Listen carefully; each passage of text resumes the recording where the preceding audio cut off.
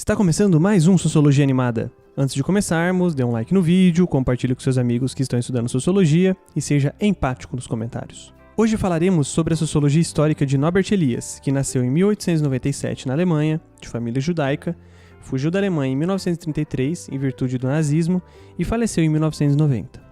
Foi na Inglaterra que desenvolveu boa parte de sua carreira acadêmica. Uma das suas mais importantes obras é O Processo Civilizador, de 1939. E será sobre esse fenômeno o tema do vídeo. Cocô, xixi, vômito, meleca de nariz, catarro, lamber os dedos gordurosos, arrotar, peidar, comer com a mão. Qual foi a sensação de ouvir todas essas palavras? Nojo? Incômodo? Desconforto? Essas sensações e emoções podem e são explicadas por Elias. Mas como? O primeiro ponto que devemos investigar é a distinção entre natureza e cultura. Para estabelecer esse par de oposição, utilizemos a fome. Fome é uma sensação comum a todos os seres humanos, afinal, precisamos consumir algo para manter nosso corpo em funcionamento. Isso é da natureza humana, pois é uma necessidade que não conseguimos alterar. Contudo, a fome de algo, o modo como você irá matar a fome, demonstra muito do universo cultural no qual você está inserido. Assim sendo, fome está na dimensão natural, enquanto a fome de algo em específico está na dimensão cultural. Todas essas palavras que citamos logo acima demonstram essa condição.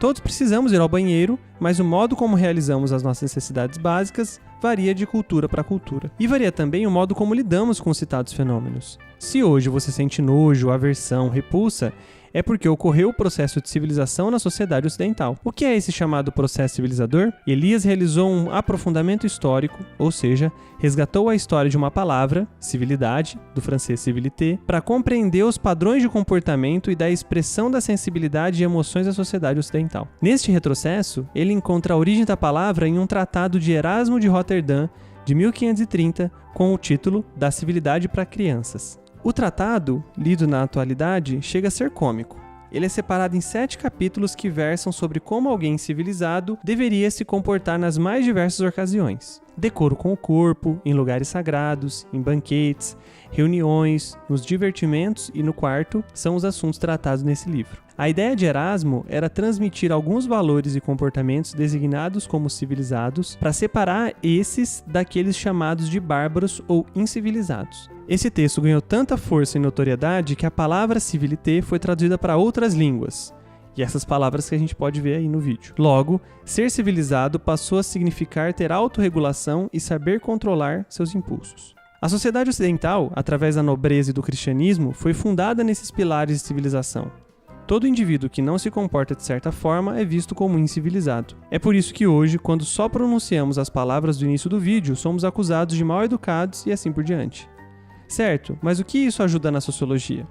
Ao fazer esse resgate das emoções humanas, Elias faz uma sociologia histórica, uma sociologia de longa duração, pois procura no passado as origens do comportamento no presente. Isso só se faz possível por conta de um outro conceito de Norbert Elias, o de figuração ou configuração. Elias afirma que tudo acontece através de um processo social.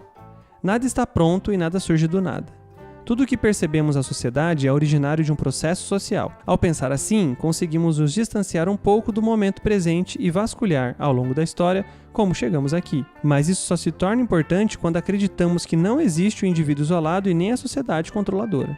O que existe, segundo Elias, é uma figuração, ou configuração social. Isso significa dizer que Elias quer perceber como certo conjunto de indivíduos, homens com outros homens, se comportam. Veja a citação. A sociedade é uma figuração constituída de numerosos indivíduos fundamentalmente interdependentes, ou seja, tributários e dependentes uns dos outros. Pensar através da noção de configuração é perceber o indivíduo como alguém cuja margem de manobra é limitada porque vive com muitas outras pessoas que também têm necessidades, estabelecem objetivos e tomam decisões. Um exemplo para ilustrar a ideia de figuração e configuração é o jogo de pôquer. Em um jogo deste caráter, as cartas que tenho na minha mão, a estratégia que crio, as esperanças que tenho, levam em consideração a de todos os outros, que também estão com cartas que têm estratégias e esperanças. Minha ação está limitada pela ação do outro. Se ainda não está claro, terminaremos com um pequeno jogral. O eu no tu, o tu no nós e o nós no eu. É só assim que poderemos compreender a sociedade de uma forma mais ampla e completa. Bom, ficamos por aqui, até o próximo vídeo e tchau!